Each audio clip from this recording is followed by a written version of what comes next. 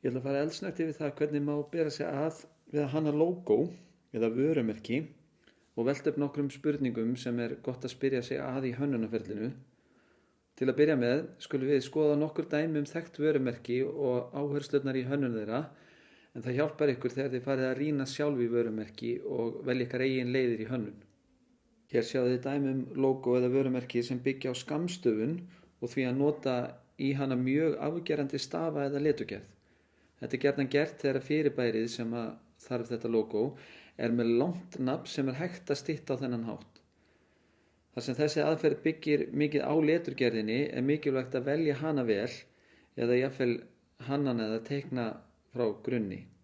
Og hér sjáum við svo vörumerki sem byggja á leturgerð og heilu orði. Það er nafni fyrirbærisins sem logoið stendur fyrir.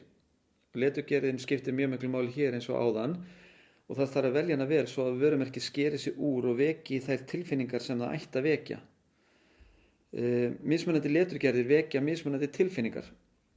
Sumar eru fágaðar og virka dýrar og vandaðar, meðan aðrar eru kannski traustar og vekja öryggi, og meðan einhverjir geta virkað framúrstefnulegar og bera vott þor til að taka áhættu.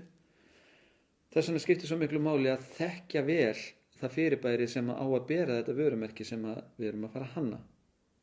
Hér sjáum við svo þriðju gerðina.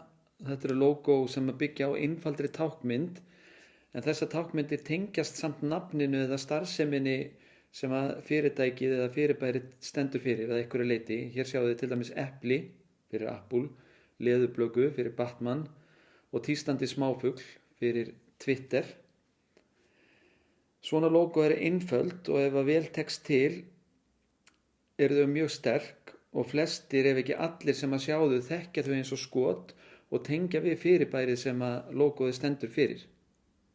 Hér er svo önnur útfærsla sem byggir á svona abstrakt, svona óhlutbundinni táknmynd.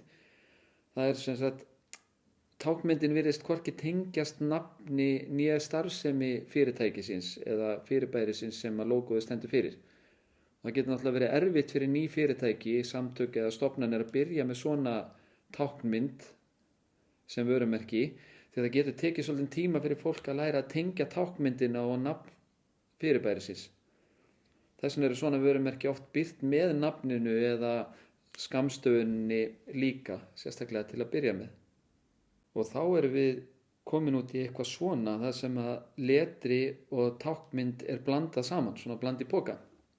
Í þessum dæmum sem þið sjáu hér, þá tengist táknmyndin klárlega því fyrirbæri sem vörumerkið stendur fyrir. Þið sjáuð að myndræni hlutin í Burger King er svona hamborgarabrauð sem rammar inn letrið, og í Doritos vörumerkinu þarna þá er formið sem snakkið sjálft hefur notað ásamt letrinu. Það má ekki gleyma þessum típum á logoðum, lukkutröllunum. Þá er vörumerkið orðið að teikningu af einhvers konar persónu sem er hægt að nýta til dæmis sem teiknimyndapersónu, sem er þá einhvers konar fjölmiðlafulltrúi fyrirtækisins, andlit fyrirtækisins út á við eða fyrirbærisins. Þessi típa af vörumerkjum er yfirleitt mjög skemmtileg og vekur upp svona kátínu og jákvæð viðbrögð hjá þeim sem sjá hana. Það eru auðvitað venjuleg fyrirtæki á markaði sem nota þessa típu af vörumerkjum, en þau eru líka mjög algeng hjá íþróttafélögum til dæmis. Að lokum, það eru vörumerki sem eru svona skjaldarmerki.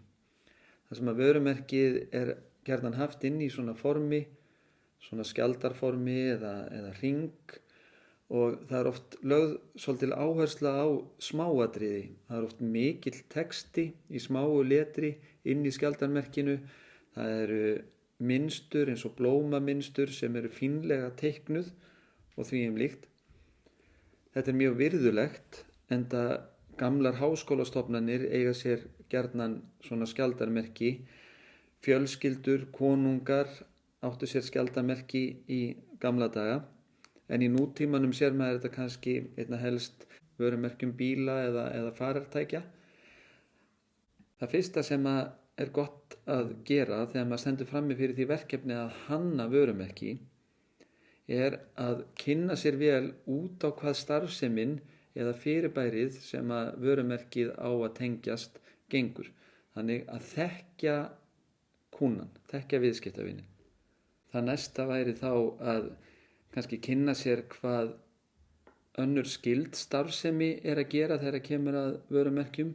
Eru hlutir sem eru ofnotaðir, eru hlutir sem eru sérstaklega skemmtilegir, hvernig ætlum við að skera okkur úr frá þeim sem eru í samskonar starfsemi. Þetta eru hlutir sem að skipta líka máli.